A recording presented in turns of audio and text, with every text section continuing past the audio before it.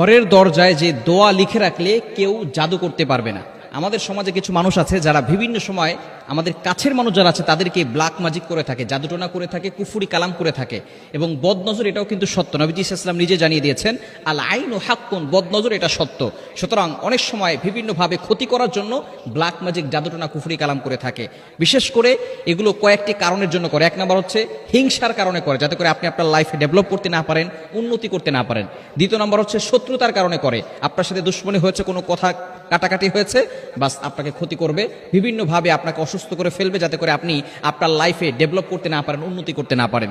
এবং বিশেষ করে অনেক সময় দুশ্মনী করে, শত্রুতামি করে এই ধরনের কাজ করে। এই জন্য আমাদেরকে অনেক সময় সতর্ক থাকতে হবে।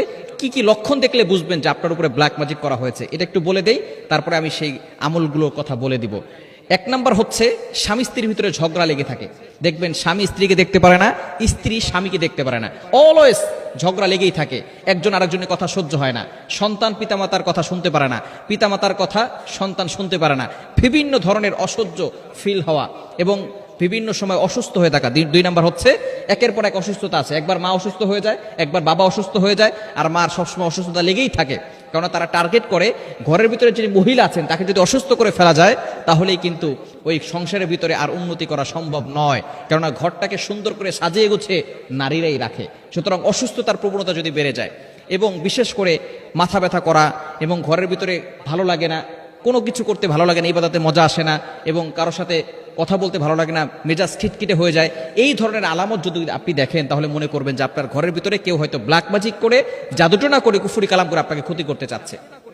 এজন্য আপনার ঘরের দরজায় এই আয়াতগুলো লিখে সেখানে টানিয়ে রাখবেন। বিশেষ করে ঘরের ভিতরে এগুলো টানিয়ে রাখবেন, অথবা এগুলোকে কাগজটাকে ভালো করে লেখার পরে সেই কাগজটাকে ভালো করে পেঁচিয়ে তারপরে সেখানে কোনো জায়গায় রেখে দিবেন।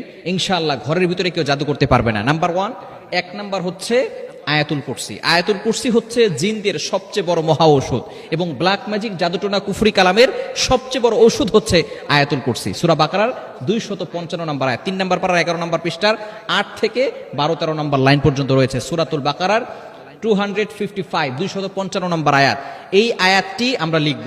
এবং সূরাতুল ফালাক এবং সূরাতুন নাস, এই সূরা ফালাক এবং সূরা নাস এমন সময় নাজিল হয়েছিল নবীজি সাল্লাল্লাহু আলাইহি ওয়াসাল্লামের উপরও ব্ল্যাক ম্যাজিক, জাদুটোনা করা হয়েছিল। তখন আল্লাহ পাক রব্বুল আলামিন এই সূরা দুটি নাজিল করে নবীজি সাল্লাল্লাহু আলাইহি ওয়াসাল্লামকে সুস্থতার নিয়ামত দান করেছিলেন। সুতরাং আয়াতুল কুরসি লিখব এবং সূরা ফালাক, সূরা নাস, সূরা ইখলাস লিখতে পারেন এবং সূরা বাকারার শেষ 2টি আয়াত, এগুলো যদি আপনি লিখে আপনার ঘরের দরজার আশেপাশে রাখতে পারেন, ইনশাআল্লাহ কেউ আপনার ঘরের ভিতরে ব্ল্যাক ম্যাজিক ঢুকাতে পারবে না।